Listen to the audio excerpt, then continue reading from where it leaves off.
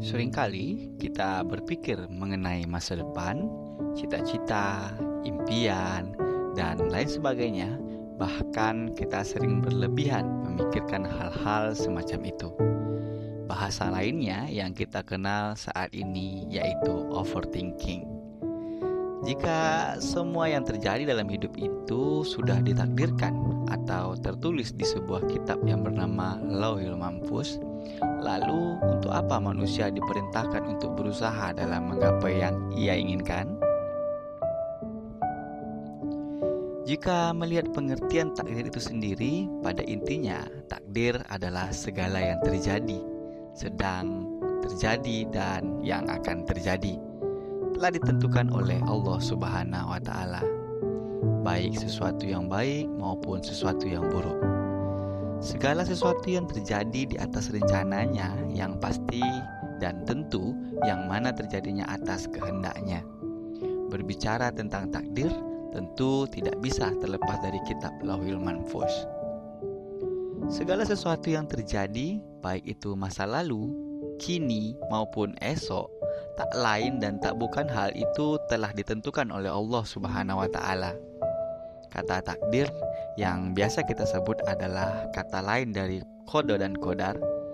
Qada yaitu ketetapan Allah Subhanahu wa Ta'ala sejak zaman azali atau zaman dahulu sebelum diciptakannya alam semesta, sesuai dengan kehendaknya tentang segala sesuatu yang berhubungan dengan makhluknya. Qadar yaitu perwujudan dari qada atau ketetapan Allah Subhanahu wa Ta'ala dalam kadar atau ukuran tertentu sesuai dengan kehendaknya. Takdir terbagi menjadi dua, yaitu takdir mubram dan takdir mu'allaq.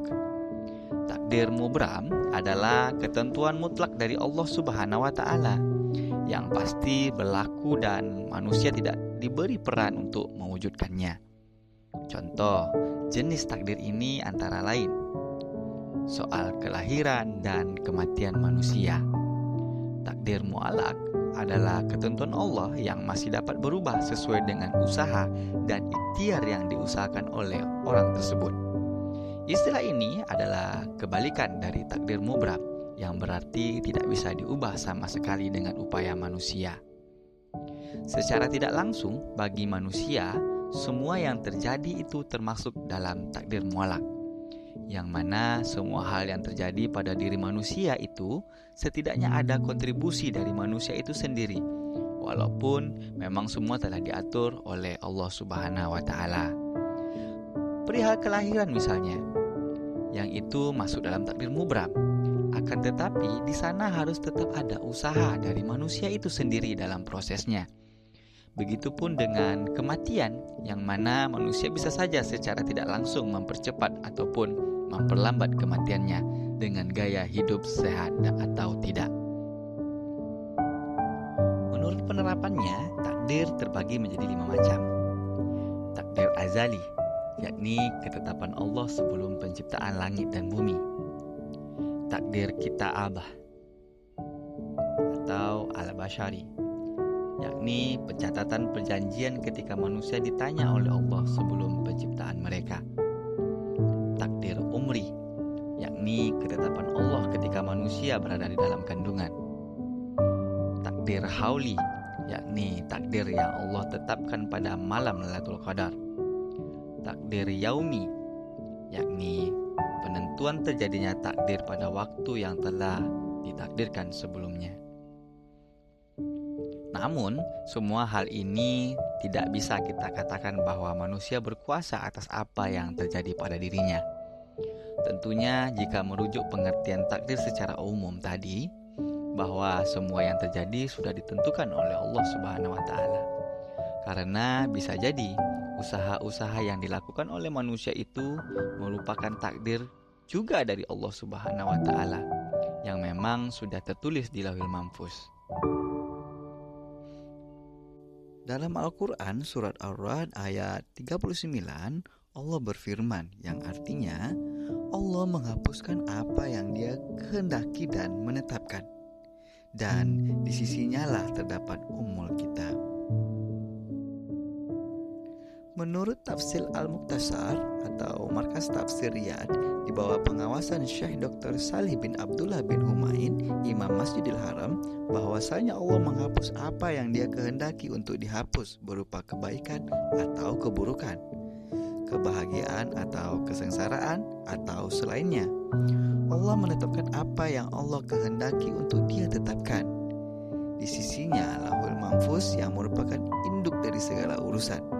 Apa yang tampak berupa penghapusan atau penetapan sejalan dengan apa yang ditulis di sana.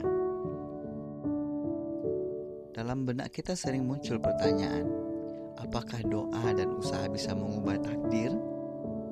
Jika melihat pengertian takdir mu'alaq, bahwa manusia bisa mengubah takdirnya dengan doa atau usaha yang dilakukannya, lalu bagaimana dengan catatan takdir yang tertulis di dalam kitab Lauhul Mahfuz, yang di sana tertuliskan seluruh catatan Allah Subhanahu wa taala mengenai takdir dan kejadian yang terjadi di alam semesta.